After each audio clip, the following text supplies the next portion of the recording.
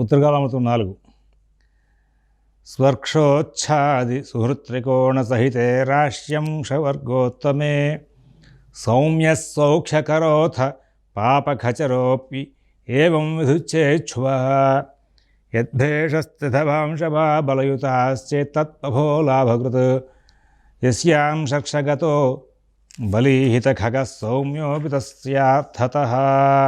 గ్రహం తన స్వక్షేత్రం, ఉచ్చక్షేత్రం, మిత్రక్షేత్రం, మూలత్రికోణ సంజ్ఞ, మూలత్రికోణ సంజ్ఞ కలిగిన రాసుల్లో వర్గోత్తమాంశంలో ఉంటే కనుక అటు గ్రహం శుభుడైనను పాపుడైనను శుభుడే అవుతాడయా అన్నాడు. ఇక్కడ మనకు కన్ఫ్యూజన్ వస్తూ ఉంటుంది. ఏమండి, పాపగ్రహం శుభగ్రహం వాటి స్వక్షేత్రాల్లోనూ ఉచ్చక్షేత్రాల్లోనూ మిత్రక్షేత్రాల్లోనూ ఉన్నాయి.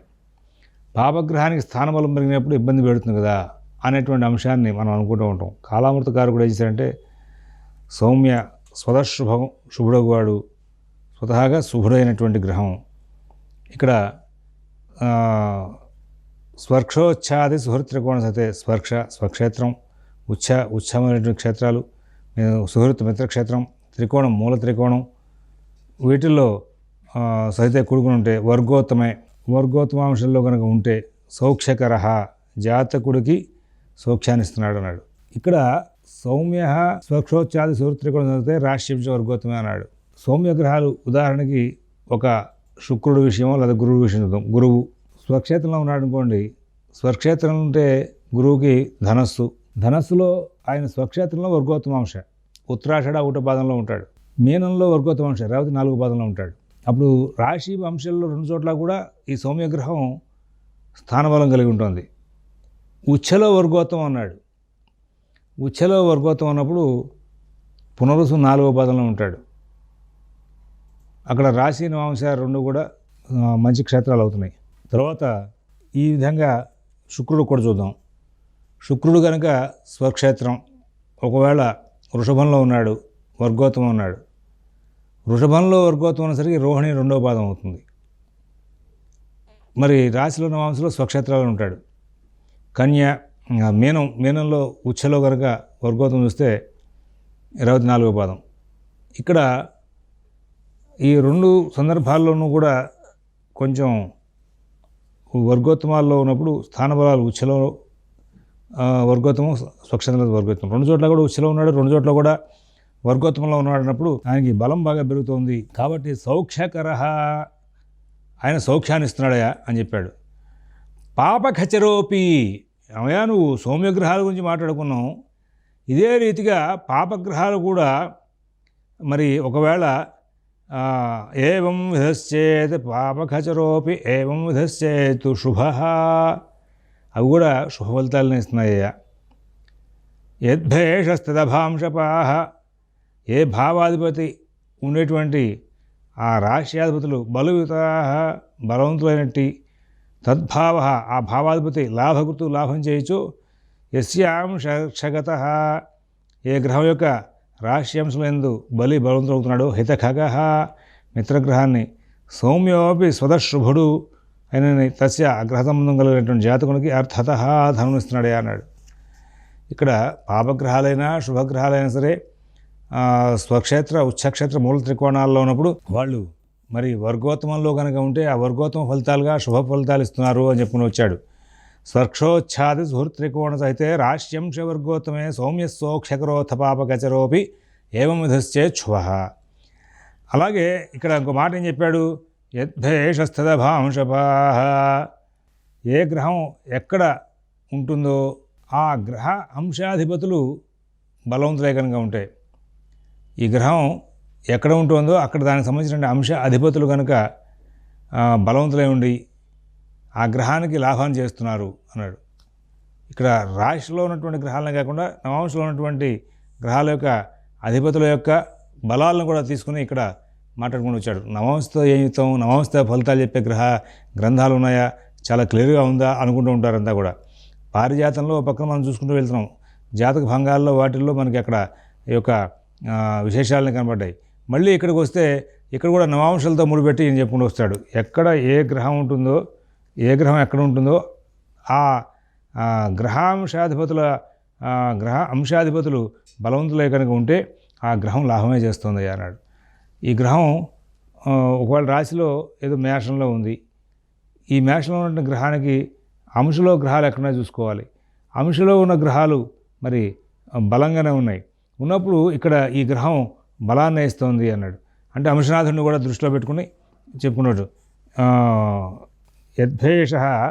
యద్భేషస్థిత, ఏ భావాధిపతి ఉండేటువంటి భాంశపాహ, రాశి నవాంశాధిపతులు ఇద్దరు కూడా వాళ్ళు కనుక బలవంతులు కనుక అయితే తద్భావ యద్భేషస్థిత భాంశపాహ బలయుత చేతద్భవో లాభకృతు, వాళ్ళు లాభాన్ని చేస్తున్నారు, బాగానే ఉంది. అలాగే తర్వాత కృత్యశ్యాం శర్క్షగతో అంశఘర్షగతో బలీహితగ సౌమ్యోపి తస్యార్థత. ఏ గ్రహ సంబంధంగా కనుక ఉన్నటువంటి రాశి అంశ అధిపతుల యొక్క గ్రహాలు బలవంతులుగా ఉండి మిత్రుడు శుభుడు కనుక అయితే ఆ జాతకుడికి కోరికలన్నీ కూడా తీరుస్తూ వాళ్ళు బాగా లాభాలు ఇస్తున్నారయ్యా అని చెప్పుకుంటూ వచ్చారు. ఇక్కడ ఒకవేళ ఉదాహరణ చెప్పుకుంటూ యద్భేష స్థిత భాంశప బలయుత చేతద్భవ లాభకృత అనే దానికి ఉదాహరణగా ఒక జాతకానికి రాజ్యాధిపతి యొక్క బుధుడు సింహరాశిలో తులానవాంశలో ఉన్నాడు. ఒక రాజ్యాధిపతి బుధుడు ఉదాహరణకి సింహరాశిలో ఉన్నాడు, ఏదో ఒక జాతకానికి తులానవాంశలో ఉన్నాడు.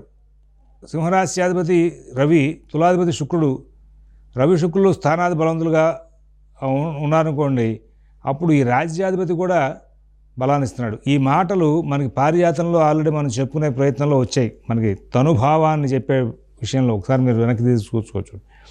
ఒక భావాన్ని చూస్తున్నావు, ఇది ఒక సూత్రం అనమాట. యద్భేషస్థిత భాంశప బలయుత చేతద్భవో లాభకృతం అనేది. ఈ సూత్రాన్ని మనం కనుక అమలు చేసుకుంటూ ముందుకు వెళ్తే చాలా మంచి ఫలితాలు వస్తూ ఉంటాయి. ఇది గమనించుకోవాలి. మనం జనరల్గా రాశిని చూసేస్తాం, రాశిని చూసేసాక రాశితో ఫలితాలు చెప్పుకుంటూ వెళ్తాం, రాశ్యాధిపతి అక్కడున్నాడు అని చెప్పుకుంటూ వెళ్ళిపోతాం. కేవలం రాశ్యాధిపతిని బట్టే ఫలితాలు చెప్పడం కాదు. యద్భేష స్థిత భాంశప బలయుత చేతద్భవో లాభకృతు అనేటువంటి సూత్రాన్ని కూడా ఆధారం చేసుకుని ఇక్కడ మనం ఏ భావాధిపతిని అయితే శోధన చేస్తున్నామో ఆ భావాధిపతి రాశిలో ఎక్కడున్నాడు, నవాంశలో ఎక్కడున్నాడు కూడా చూడాలి.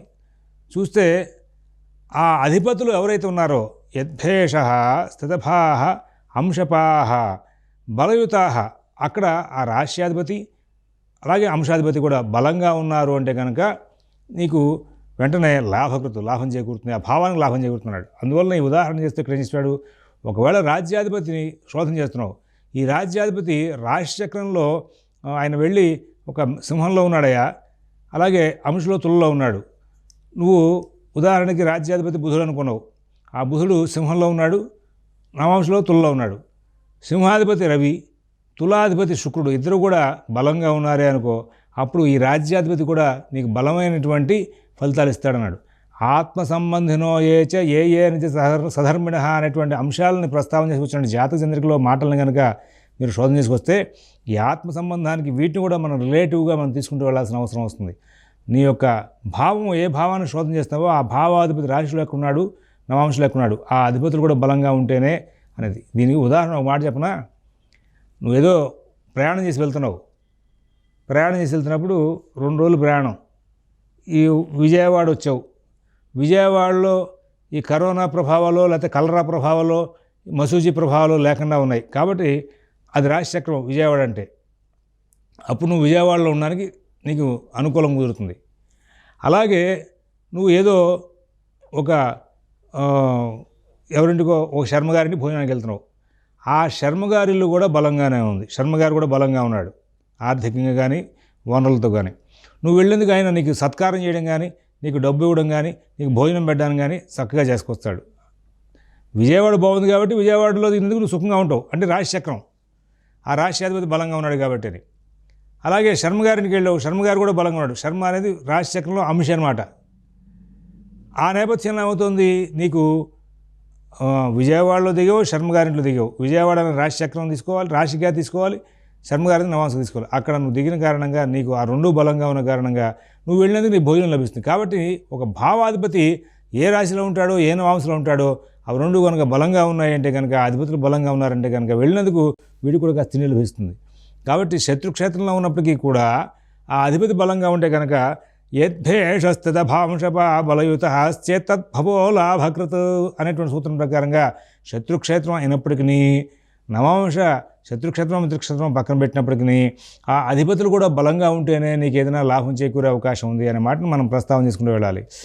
అలాగే యస్యాం షర్క్షగతో బలహిత ఖగ సౌమ్యోపి తస్యార్థతః. ఇక్కడ ఇంకో ఉదాహరణగా చెప్పుకుంటూ యస్యాం షర్క్షగతో బలహిత ఖగ సౌమ్యోపి తస్యార్థతః అన్నాడు. జాతకంలో ఒక బుధుడు యొక్క రాశి కన్య యందు శుక్రుడు ఉన్నాడు అనుకుందాం, బుధుని అంశ మిథున అంశ యందు శని ఉన్నాడు అనుకుందాం. బుధుని యొక్క రాశి యందు ఉన్నవారు శుక్రశనులు. ఈ శుక్రశనులు షడ్బల పూర్ణులై కనుక ఉంటే ఆ బుధుడికి మిత్రులై ఉన్నారు కాబట్టి ఆ శుభుడకు ఆ బుధుడు కూడా జాతకంలో యోగాలు ఇస్తాడన్నాడు. ఆ మాటలు చెప్తూ యస్య అంశ అర్క్షగతః బలహిత ఖగః సౌమ్యోపి తస్య అర్థతః అనే మాట మనం తీసుకోవాలి. అంటే జాతకంలో ఏ గ్రహ సంబంధమైనటువంటి రాశి అంశాలను క్రమంగా బలవంతుడు మిత్రుడు శుభుడు కనుక అయితే కనుక ఆ జాతకుడికి కోరికలు తీరిపోయే అవకాశం ఉంది అనే మాట చెప్పుకుని వచ్చాడు. కాబట్టి ఒక జాతకంలో ఉదాహరణకి చెప్పుకుంటూ వచ్చాడు. బుధుడు యొక్క రాశి కన్యలో ఒక శుక్రుడు ఎవడో ఉన్నాడు, బుధుడు యొక్క అంశ మిథునంలో శని ఉన్నాడు.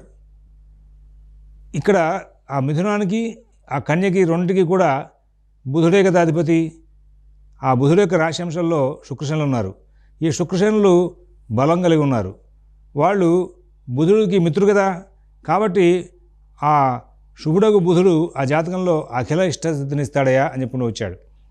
ఇక్కడ ఈ ఒక్క శ్లోకంలో ఉన్నటువంటి అంశాలను కనుక మనం ప్రస్తావన చేసుకుంటూ వస్తే ఆత్మ సంబంధినో ఏచ ఏ నిజ సధర్మిణ అనేటువంటి సూత్రాలకి మనం బాగా వర్కౌట్ చేసుకుని వెళ్ళినప్పుడు ఇక్కడ యద్భేషస్థితభాంశభ బలయుతాశ్చేత్తద్భపోలాభకృత్ యస్యాం షర్క్షగతో బలీహిత ఖగ సౌమ్యోపి తస్యార్థతః. ఈ రెండు అంశాలని కనుక బాగా ప్రస్తావన చేసుకుంటూ వెళ్తే చాలా క్లారిటీ వస్తుంది. ఇక్కడ ఆ విషయాల మీద మనకి పరిపూర్ణమైన అవగాహన ఉంటేనే మనం వీటి మీద మాట్లాడగలుగుతాం. యద్భేషస్థితభాంశప బలయుతాశ్చేత్తద్భపోలాభకృత్. ఒక బుధుడు అనేవాడిని మనం ఆ బుధుడు అనేటువంటి గ్రహాన్ని మనం శోధన చేసుకుంటూ వెళ్తామని మళ్ళీ రిపీట్ చేస్తున్నాను అనుకోవద్దు. ఆయన ఉదాహరణకి సింహరాశిలో ఉన్నాడు, తులా నవాంశలో ఉన్నాడు అని చెప్పి మనకు ఉదాహరణ చూద్దాం. సింహరాశి శత్రుక్షేత్రమా మిత్రక్షేత్రమా సమక్షేత్రమా పక్కన పెట్టండి, తులా నవాంశ శత్రుక్షేత్రమా మిత్రక్షేత్రమా పక్కన పెట్టండి. ఈయన వెళ్ళి సింహరాశిలో ఉన్నాడు, తులా నవాంశలో ఉన్నాడు. కాబట్టి సింహరాశ్యాధిపతి అయినటువంటి రవి కానీ తులానవాంశ అయినటువంటి శుక్రుడు కానీ ఇద్దరు కూడా బాగా చక్కటి స్థాన బలాలతో కలిగి ఉన్నారు. కాబట్టి ఈ బుధుడు వెళ్ళినటువంటి రాశి అధిపతి, బుధుడు వెళ్ళినటువంటి నవాంశాధిపతి ఇద్దరు కూడా బలంగా ఉన్నారు. మనం ఎవరింటికైనా వెళ్ళాం, ఏదైనా ఊరు వెళ్ళాం, ఆ ఊరు బాగుంటే మనకి తిండి లభిస్తుంది, ఆ ఇల్లు బాగుంటే మనకి తిండి లభిస్తుంది. అలాగే ఈ భావాధిపతి కూడా వెళ్ళి ఉన్నటువంటి రాశి నవాంశాధిపతులు కనుక బాగుంటే యద్భేష స్థితభాః అంశప బలయుతా చేతద్భవో లాభకృత్. ఆ రాశ్యాధిపతి బలంగా ఉన్నాడు, ఆ నవాంశాధిపతి బలంగా ఉన్నాడు. అప్పుడు నీకు ఈ భావం పోషింపబడే అవకాశం వస్తున్నాయా, తత్ భావ లాభకృతు లాభం చేకూర్చే అవకాశం ఉందయా చెప్పాడు. యస్యాం షర్క్షగతః బలీహితః ఖగ సౌమ్యోపి తస్యార్థతః అన్నాడు. ఒక గ్రహానికి సంబంధించిన స్థానాలని చూస్తున్నాం, రెండు ఉన్నాయి. ఎవరికో ఉదాహరణ చెప్పాడు. ఒక శుక్రక్షేత్రాలను తీసుకుందాం. ఈ శుక్రక్షేత్రాల్లో మరి రాశి వాళ్ళ వృషభం అయింది, అందులో ఒక బుధుడు ఉన్నాడు. ఆయనకి నవాంశ తుల అనుకుందాం, ఆయన తులా నవాంశం ఉంటుంది, వృషభ నవాంశం ఉంటుంది శుక్రుడికి సంబంధించి. అందులో ఇక్కడేమో రాశిలో మిత్రక్షేత్రం బుధుడు చేరాడు అనుకుందాం, అంశంలోనేమో అదే ఆ శుక్రుడు యొక్క అంశంలో శని చేరాడు అనుకుందాం.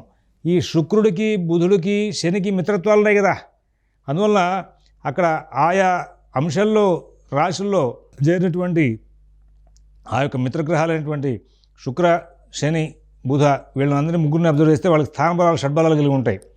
కాబట్టి వాళ్ళు మిత్రగ్రహాలు షడ్బలాలు ఉన్నాయి, షడ్బలాలతో ఉన్నారు కాబట్టి అక్కడ వాళ్ళు ఆ శుక్రుడు ఇచ్చేటువంటి ఫలితాలకి అభీష్ట స్థితిని చేకూరుస్తూ ఉంటారు. శుక్రుడు యొక్క ఫలితాలకి అని ఎన్ని శుక్రక్షేత్రాలను ఆశ్రయించుకున్నారు కదా అని చెప్పేసి. యస్యాం షక్షగత బలీహిత ఖగ సౌమ్యోపి తస్యార్థత అంటాడు. అంటే రాశ్యంశలందు ఉన్నవాడు బలవంతుడై హితకగ మిత్రగ్రహం కూడా అయి సౌమ్యోపి సత్వశుభుడు కనుక అయింటే మరి స్వతహ శుభుడు కనుక అయింటే సౌమ్యాపి స్వతశుభుడు కనుక అయి ఉంటే తస్య ఆ గ్రహ సంబంధం కలిగినటువంటి జాతకుడికి అర్థత ధనాన్ని ఇస్తున్నాడని చెప్పి ఇక్కడ ఈ రెండు సూత్రాలని కూడా బాగా అబ్జర్వ్ చేసుకోవాలి. యద్భేష స్థిత భాంశపాబలయుత ఆశ్చేత్తద్భవో లాభకృత్ యస్యాం సక్షగతో బలీహిత కగ సౌమ్యోపి తస్యార్థత. ఇక్కడ రాశుల్లో నవాంశంలో ఉన్న గ్రహాలు, భావాధిపతికి సంబంధించి రాశ్యాధిపతుల్లో నవాంశాధిపతిలో ఉన్న గ్రహాలు, వీటిని చూసి మనం ఎలా అయితే నిర్ణయం చేస్తున్నామో కేపీ గారు కూడా ఇదే రూట్లో వెళ్ళి నక్షత్రాల మీదకి వెళ్ళిపోయి సిగ్నిఫికేషన్స్ సాధించుకుంటూ వచ్చాడు. సమస్య లేదు ఇందులో. ఆయనకి ఆ రూట్ లేకుండా సొంతగా ఎట్లా బుద్ధి పుడుతుందండి, ఇట్లా సిగ్నిఫికేటర్స్ క్రియేట్ చేద్దామని. రాసులని నవాంశాలు మనం ఇక్కడ తీసుకుంటూ వెళ్ళాము. ఆయన నక్షత్రాల మీదకి వెళ్ళి స్టెల్లార్ ఆస్ట్రాలజీ క్రియేట్ చేసుకొచ్చాడు. ఆయన చేశాడా లేకపోతే వేరే వాళ్ళ ద్వారా ఆయన తీసుకొచ్చాడా, మనకు మొత్తానికి అదొక గొప్పదైనటువంటి సూత్రాన్ని మనకు అందజేశాడు. కాబట్టి దీని మీద ఒక పరిపూర్ణమైనటువంటి అవగాహన మనకి ఈ యొక్క జాతచంద్రికలో మనకి గురుగారు చెప్తున్నటువంటి పాఠాలని కనుక అన్వయం చేసుకుంటూ ముందుకు వెళ్తే ఈ పాఠాలని విడగొట్టి మొత్తం అంతా కూడా ప్రతి సూత్రానికి అన్వయం చేసుకుంటూ వెళ్తే ఖచ్చితంగా వెంటనే మనం ఇమీడియట్గా ఈ ఆత్మబంధనో ఏ జనిత ధర్మణ ఇట్లాంటి సూత్రాలకి, అలాగే మళ్ళీ అక్కడికి వెళ్ళాక సిగ్నిఫికేటర్స్ వర్కౌట్ చేసుకుంటూ వస్తే చక్కటి అంశం వస్తుంది. ఇది గమనించుకోవచ్చు. ఇక్కడ ఈ యొక్క సూత్రాలని ఇంకా మనం డీటెయిల్గా వర్కౌట్ చేసుకుంటే దీని మీద మొత్తం అంతా కూడా సబ్జెక్ట్ని డీటెయిల్గా వర్కౌట్ చేసుకుంటే ముందుకు వెళ్తే కనుక లాభాలు వస్తాయి. స్పర్క్షోచ్ఛాది సుహృత్రికోణ సహితే రాశ్యంశ వర్గోత్తమే సౌమ్యసౌఖ్యకరోథ పాపఖచరోప్యేవం విధుశ్చేచ్ఛువ యద్భేషస్థితభాంశపాబలయుతాశ్చేత్తద్భవో లాభకృత్ యస్యాం సక్షగతో బలీహిత ఖగ సౌమ్యోపి తస్యార్థత. ఇది అందరూ కూడా ఒకసారి చక్కగా ప్రాక్టీస్ చేస్తారని చెప్పి ఆశిస్తూ, దీన్ని అబ్జర్వ్ చేసుకుంటూ మిగతా అంశాలను కూడా ప్రాక్టీస్ చేస్తారని చెప్పి ఆశిస్తూ స్వస్తి.